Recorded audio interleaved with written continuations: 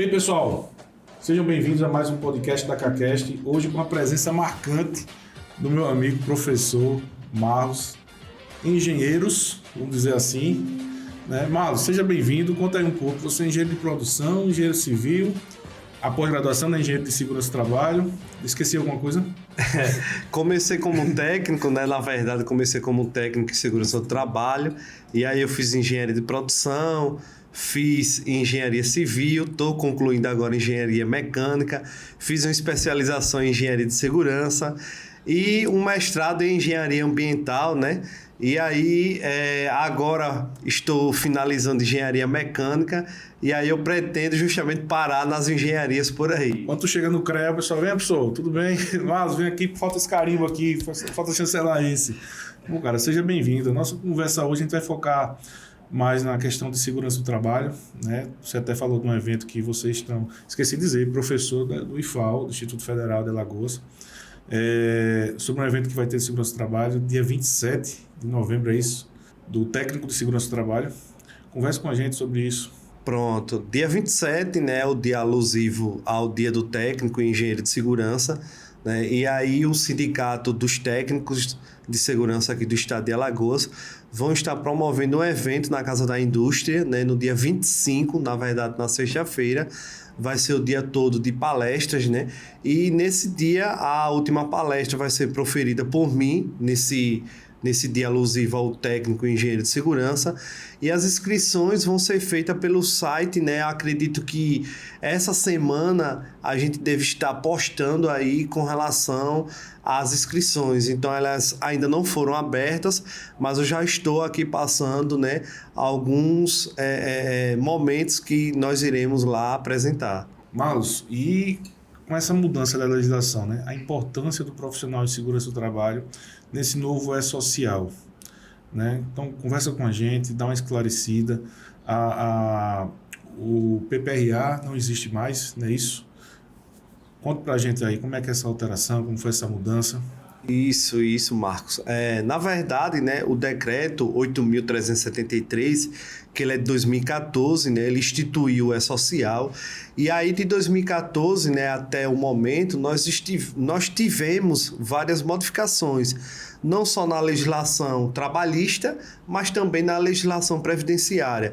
Porque quando a gente fala de E-Social, né, esse decreto, né, presidencial naquele período, ele foi imposto justamente para fazer a junção, né, das demandas tributárias, fiscais e previdenciárias. E aí, de lá para cá, né, foi implementado uma IN, uma Instrução Normativa da Receita Federal, de número 71, que essa instrução fez com que algumas modificações fossem assim implementadas, principalmente voltadas à SST.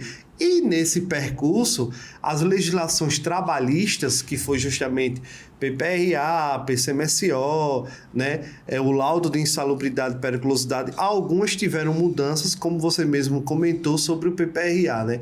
O PPRA ele deixou de ser chamado Programa de Prevenção de Riscos Ambientais para ser chamado de Programa de Gestão de Riscos. Então isso teve uma modificação, começou a ser implementado e exigido agora a partir do dia 1º de janeiro, né? Isso no caso do PGR. E o E-Social, daqui a pouco eu falo sobre o cronograma que está fluindo. Porque cada decisão tomada vão alterando um cronograma para que as empresas se adequem a essa nova realidade. Então, além do papel do contador, vamos dizer assim, que fazia todo esse trâmite para as empresas, né, um médico de trabalho com os exames, o ASO, né, exames periódicos, hoje o profissional de segurança do trabalho está mais firme nesse acompanhamento, né, de avaliar a questão dos riscos que o funcionário pode ter no espaço, fazer toda uma perícia, toda uma avaliação para poder constar. Coloca aí para a gente aí essa mudança. Isso, Marcos. Dando continuidade, né, depois do decreto e da IN 71, né, foi colocado justamente a obrigatoriedade de um cronograma a ser cumprido, né? As empresas, elas foram divididas em 4 grandes grupos, né? Grupo 1, que seriam as empresas que arrecadassem mais do que 78 milhões, E aí o prazo para essas empresas começarem a implementar SST, que é Segurança e Saúde do Trabalho, que é tudo isso que você resumiu, começou em outubro de 2021, né? As empresas do grupo 1 e as empresas do grupo 2 e 3 iniciaram agora em janeiro de 2022. E aí, durante esse período, né, foram implementadas algumas INs e ficou aquela confusão. Vai ser obrigatório a implementação ou não desses programas de SST? E aí, durante esse percurso, a gente observa que teve algumas INs, mas lembrando que essas INs, elas não tinham justamente validade na sua totalidade. Por quê? Porque quando a gente fala no E-Social, a IN ela tem que ser assinada por 3 órgãos, né? O INSS, o Ministério do Trabalho e a Receita Federal. E algumas INs, elas eram como individuais, né? Elas não tinham força por não ter assinatura dos 3 órgãos, e aí algumas se tornaram-se como obsoletas, porque não tinha exigência legal dos 3 órgãos, e a IN 71 foi a que vigorou e vigora até hoje, que é essa implementação. Já para as empresas do grupo 4, que são as empresas dos órgãos públicos, né, elas entraram justamente a partir de agora de agosto de 2022. Então, todas as empresas elas já estão obrigadas a informarem essas demandas de SST para o E-Social até dezembro, né? E o que a gente espera é, em janeiro, a Receita Federal começar a exigir isso de uma forma mais exigível para esses profissionais. E aí, quando você colocou, Marcos, a questão de os profissionais, Marcos, como é que estão hoje no momento? Está sendo exigido? Como é que está sendo essa demanda, né? E aí a gente observa, Marcos, que hoje, né, mudou-se completamente o profissional de segurança do trabalho. Isso tanto o técnico, quanto o engenheiro de segurança, quanto o médico do trabalho, né? Até então, os escritórios contábeis ficavam com as demandas, né, de segurança naquele sentido de pegar algumas documentações. E hoje esse profissional de segurança do trabalho, eles estão tendo uma exigência maior. Então eles precisam ter uma qualificação maior. Então esses técnicos, eles precisam passar por algumas especificidades para que sejam atendidas para esse E-Social. Então você fala de uma preparação do técnico para poder adequar a esse novo sistema, né? Essa nova cobrança. O técnico pode assinar também por esse projeto, ele pode inserir também no E-Social, ou é só do engenheiro? Porque tem algumas funções que só o engenheiro pode, outros só o técnico. Isso. O E-Social, ele não fez modificações, né, justamente nessas prerrogativas do técnico e do engenheiro de segurança. Na verdade, o que mudou foi justamente as qualificações que eu tenho que buscar para entender os eventos de SST, e aí a gente tem alguns eventos, né, como o 2210, 2220, 2240, que são eventos do E-Social que devem ser preenchidos pelo técnico de segurança do trabalho, pelo engenheiro de segurança do trabalho e pelo médico do trabalho. Pensando na saúde e no bem-estar dos funcionários, realmente não tem o que se dizer, nem tem o que se questionar. Tem que se adequar e vamos melhorar, né? Minha escola sempre foi indústria. E na indústria é levado muito a sério a questão da segurança do trabalho. Então eu trabalhei em SUAP. SUAP é uma bomba relógio. Então, às vezes, tocava aquele alarme de emergência, parecia que o mundo ia se acabar, né? Do pool de swap. Tinha o da fábrica e tinha o do pool de swap, que você pensa que realmente o mundo vai se acabar. Então, todos aqueles procedimentos de segurança, como é a indústria, né? Carros ter que estacionar de ré, se possível até deixar a chave na ignição. Tinha algumas empresas que era obrigatório deixar a chave na ignição dos veículos. Isso é só um dos exemplos da situação, fora todos a questão de EPI e demais para cada situação. Então, infelizmente, alguns empresários, eles levam a segurança, o técnico de segurança, o projeto de segurança em si, como um mal necessário, né? Tem empresário que eu já vi situações que chega assim para o técnico de segurança e fala, você está aqui porque eu sou obrigado a ter você aqui. Não pare minha obra, né? Fale comigo antes, né? Então, é sempre levado como aquele mal necessário, né? Não se tem, infelizmente, o cuidado, o respeito pela vida humana, sobretudo, né? E é o profissional que está ali para evitar que acidentes aconteçam. Então, como é que está hoje? Eu estou falando de coisa de 99 para cá, né? Como é que está hoje? Mudou mais esse aspecto, até por causa dessa legislação que obriga um parecer de um profissional de segurança? Isso. E justamente por isso, Marcos, que a questão do decreto 8.373, que foi a implementação do E-Social, ele veio justamente para desmistificar essas nuances, né, que a gente tinha em relação à obrigatoriedade do técnico, do engenheiro de segurança, como uma obrigatoriedade legal, mas não vislumbrando ali como um investimento para a redução de custos em relação à legislação trabalhista e previdenciária. E o E-Social, ele veio justamente para isso, né? Ele veio para desmistificar esse papel que existia anteriormente, né, sobre esses profissionais, por ser só uma exigência legal. E hoje a gente observa que o profissional dentro do SST, ele veio justamente para melhorar esse arcabouço. Então hoje eu tenho isso comigo e a gente está observando isso e vai começar a observar a partir de janeiro de 2023, que a empresa que investiu em profissionais como técnico, engenheiro e médico do trabalho, que tenha conhecimento tanto trabalhista como previdenciário, para inserir isso dentro do E-Social, isso vai trazer um investimento. E aí você me pergunta, Marlos, como assim? Bom, quando eu falei sobre os eventos de SST que nós temos, né, as multas, elas são justamente de uma forma, né, automática. Então, a partir do momento que eu não gerencio os riscos ou fatores de riscos na minha empresa e os fatores ligados à saúde, o que eu vou ter são penalidades, fiscalizações e autuações automáticas. Vou aqui citar um exemplo. Se eu tenho exposição ao ruído dentro da minha empresa, eu sou obrigado a fazer uma dosimetria. Então, se eu faço isso, eu gerencio esse risco, né? E a partir daí, Marlos, se eu tenho esse risco e gerenciei ele através dessa dosimetria, observa-se também que o médico tem que gerenciar de que forma? Fazendo o exame de audiometria. Então, o sistema do E-Social, ele vai fazer isso como uma obrigatoriedade. Então, a partir do momento que eu tenho um determinado profissional que ele está exposto a um risco, a um fator de risco, ele já vai pedir por si só os algoritmos, né, da atividade, né, das atividades que a empresa desempenha. Opa, isso aí tem essa atividade que precisa ser visto com mais cautela. Isso, exatamente. Então, Marcos, não estou aqui fazendo propaganda, mas que fique bem claro, né? Hoje nós temos um grande profissional, né, que foi o criador, né, do SST no E-Social, né, o Paulo Rogério, né, da qual eu sigo ele, né, como um grande profissional. Esse cara foi o que implementou,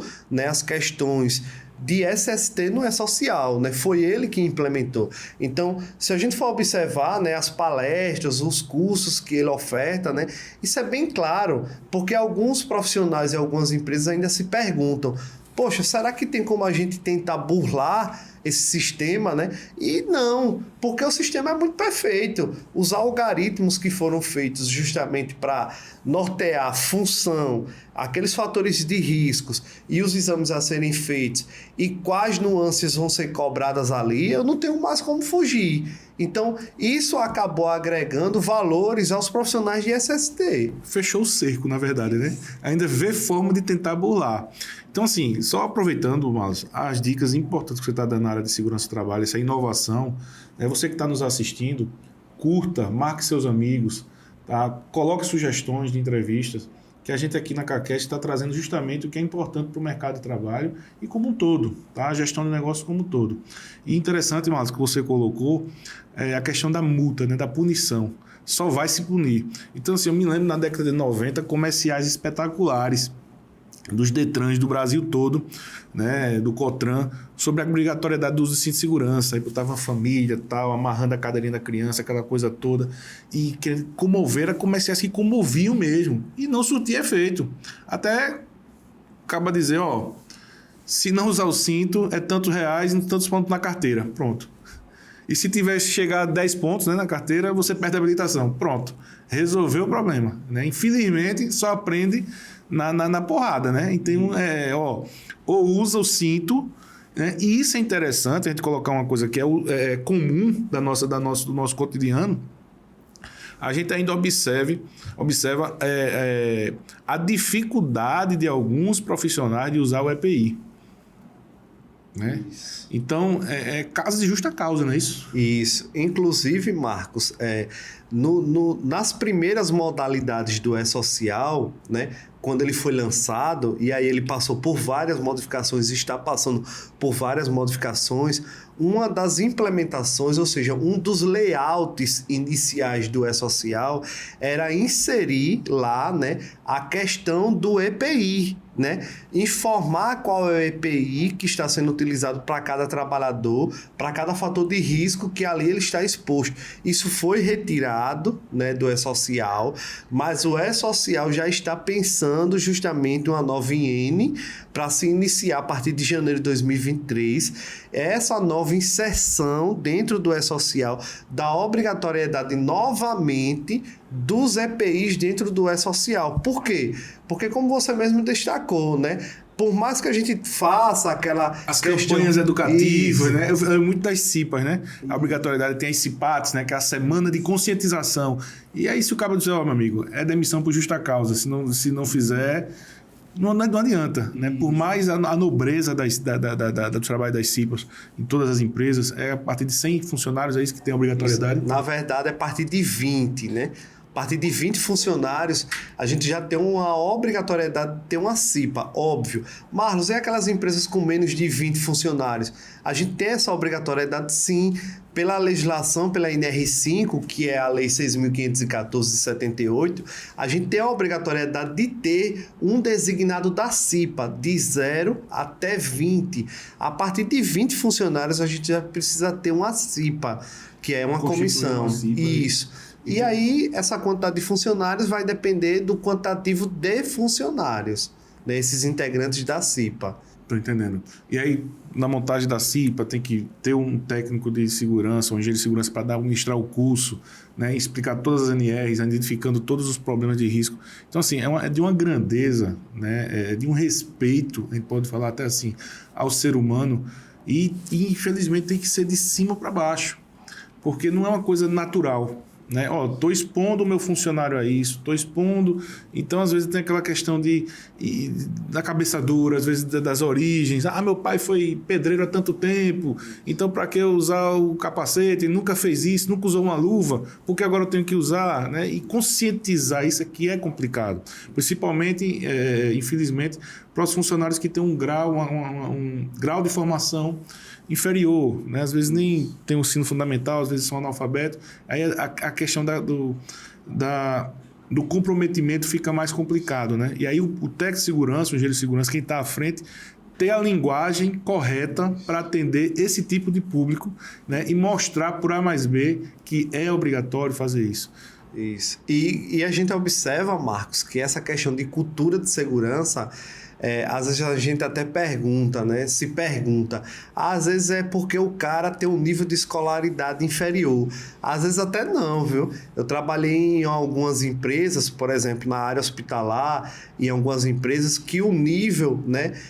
Vamos assim dizer, inferior educacional lá era nível técnico, né? Então você veja, então são pessoas que têm um nível de instrução escolar, né, mediano. Então aí você se pergunta, Marlos, essas pessoas tinham uma noção de risco, uma cultura de segurança maior e melhor? Não necessariamente. Então, essa questão de segurança do trabalho, às vezes ela não está só interligada com a questão educacional, mas sim com a própria cultura de segurança. Então, essa cultura de segurança, a gente precisa disseminar melhor, fazer com que os profissionais de SST foquem nessa questão, né, de cultura de segurança, para que ela seja melhorada constantemente. Porque, por exemplo, agora mesmo, né, acho que tem mais ou menos uma semana, eu fui chamado para uma instituição, né, a SAMU, né, e aí lá a gente colocou em questão justamente as doenças ocupacionais. E aí eu me perguntei, poxa, se são pessoas que só têm técnicos, né, médicos, engenheiros de segurança aqui, eu vou justamente falar sobre o quê? Se são pessoas que mais entendem sobre doenças ocupacionais. E aí me veio à cabeça, como desenvolver um treinamento, uma palestra para esses profissionais, se eles vivenciam e sabem o que é isso. E aí o que foi que eu pensei, né? Poxa, eu vou trazer para eles questões voltadas aos riscos de uma forma como foram analisadas. E aí eu trouxe artigos científicos, né, de vários estados. Para minha surpresa, aqui em Alagoas, a gente só tinha um artigo científico publicado de 2016.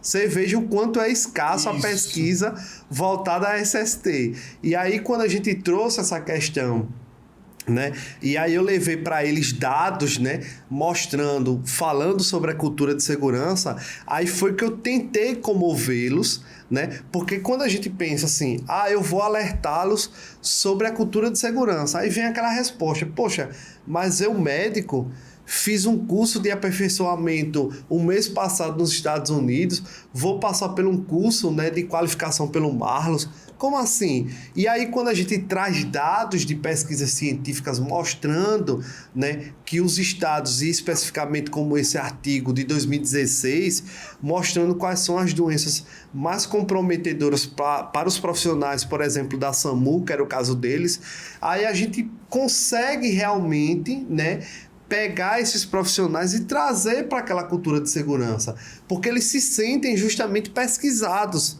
né, e analisados, né, porque a gente falar uma coisa sem ter justamente comprovação científica é uma coisa. Quando a gente mostra que teve justamente esses estudos, esses dados, né, eles se sentem muito mais comprometidos. Que foi isso que eu fiz lá, então, né? Porque você está mostrando respaldo, né? E com relação a essa questão da conscientização pelo grau de formação, tenho muitos amigos que são técnicos de segurança do trabalho, DST, que informam que muitas obras chegam um engenheiro sem capacete. Aí ele chega, doutor, deu exemplo. Então, assim, pessoa formada, né, já com toda experiência, aí chega lá, às vezes sem o protetor auricular, né, doutor, deu exemplo, me ajuda no nosso trabalho, né, a gente está aqui para fazer segurança, mostrar segurança. Que exemplo você está dando para os demais, né, a utilizar o EPI? Então, é complicado, é questão realmente de conscientizar, mudar essa cultura, né? Só foi uma vez, vou ali rapidinho, né? Aquela questão de querer minimizar os riscos, né? Então, é bem complicado mesmo. E interessante, né, quando você fala assim, às vezes eu tenho, vamos assim dizer, pelo grau de escolaridade, ter um nível maior de conhecimento, sim, mas às vezes eu deixo a desejar. Então essas questões que você falou, Marcos, ela é bem interessante. Inclusive hoje mesmo eu estava em uma visita técnica e aí lá no aeroporto o engenheiro me perguntou, você veio com capacete e bota de segurança? Aí eu cheguei para ele e perguntei, né, poxa, é o mínimo necessário que eu deveria vir, né? Então a gente observa que alguns profissionais, eles ainda fazem determinadas perguntas que você já deve estar preparado. Então, são essas coisas que eu acredito que o E-Social veio para melhorar, né? Sem sombra de dúvida. A gente espera que essa nova IN, a partir de janeiro de 2023, e esses novos layouts do E-Social venham a fazer essas exigências, como você mesmo ressaltou a questão do cinto de segurança. Às vezes a gente precisa punir, infelizmente, para mudar a cultura daquele procedimento que vinha sendo adotado. Infelizmente, né, não só aqui no Brasil, mas em vários países, a gente só muda a questão cultural quando vem realmente a fiscalização, penalidade, onde há um custo que aí vai me comprometer financeiramente, e aí eu tento mudar essa minha cultura. É forçado a mudar, é no pulso mesmo, né? Então, uma coisa que sempre me chamou a atenção do profissional de segurança do trabalho é a questão da instrução, a questão da formação, né? Vocês são educadores. Isso. Né? Então, quando a gente fala professor Marlos, engenheiro de segurança, cara, desde quando era técnico de segurança, você já tinha com você a docência, né? De multiplicar, de explicar, de esclarecer, de educar, né? Então, assim, tem aqueles diálogos, né, de segurança que vocês fazem. todos os treinamentos das NRs. Então fala um pouco para a gente essa tua experiência no campo, como é que a gente pode fazer para melhorar, alguma dica que você tenha para dar aos nossos empresários aqui de Alagoas. Isso. E aí, Marcos, quando você fala assim que alguns profissionais eles já trabalham com a docência em si, né? Eu me lembro muito bem como eu comecei, né? E de quando eu comecei como técnico, né? E aí, naquele período, a gente está disposto ali a um diálogo de segurança, a uma palestra, a um treinamento. Então, a gente está ali trocando conhecimento com aqueles profissionais, né? Então, desde técnico, eu fazia justamente esse trabalho da docência, né? E aí, depois que eu passei no concurso, né, em 2013, né, bem antes também, nós trabalhamos juntos, né, no estado de Pernambuco como docente, né? E nesse mesmo caminho da docência da engenharia de segurança, ela é importante porque ela acaba atraindo justamente esse senso da pesquisa, né? E hoje, né, o que eu percebo, né, é que o que falta é a pesquisa científica voltada à engenharia de segurança. Então é isso que eu tento buscar dentro do IFAL, para trazer justamente para os empresários esse conhecimento científico voltado à SST. Então, o que é que eu faço? Através do meu trabalho profissional e das minhas pesquisas científicas, eu tento trazer justamente esse conhecimento acadêmico junto com o profissional. Então, o que a gente percebe-se é que alguns empresários hoje vêm mudando a cultura de segurança do trabalho, né? Melhorando, né? Justamente através dessas pesquisas. Inclusive agora, né, recentemente, Marcos, eu fiz uma pesquisa científica, né, entre o IFAL, um município, né? Estou indo para o segundo município com relação ao tratamento dos resíduos eletroeletrônicos, né?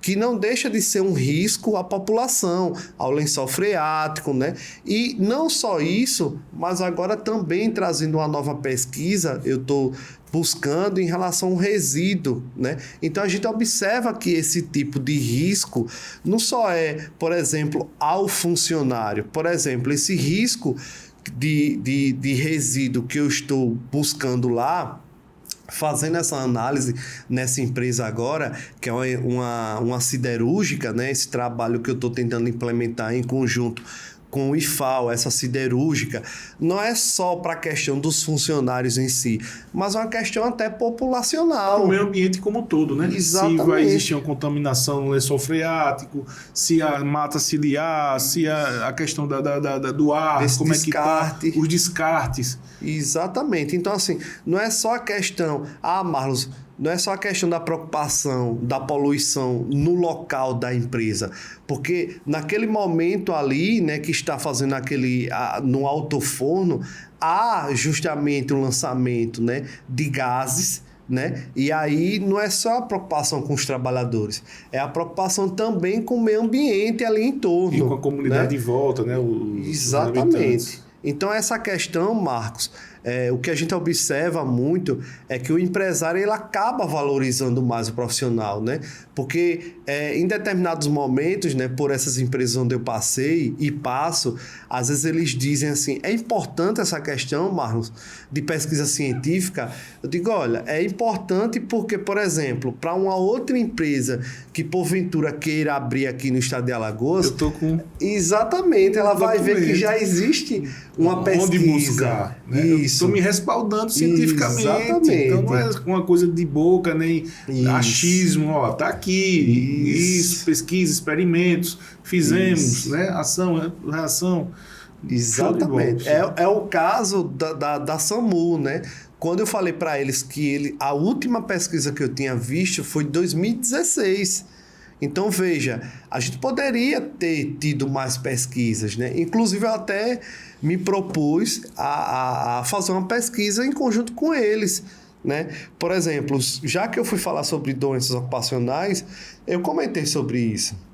Eu disse, olha, estou disposto, se vocês quiserem, a fazer uma pesquisa, né, sobre essas doenças ocupacionais aqui na SAMU de Arapiraca. Por quê, Marcos? Porque a gente precisa trazer esses dados para a população. Né? A população precisa conhecer né? Porque eu, quanto profissional, eu estou me especializando, buscando, trazendo para o empresário, né, esse conhecimento, mas a população ela precisa conhecer também esses dados, né?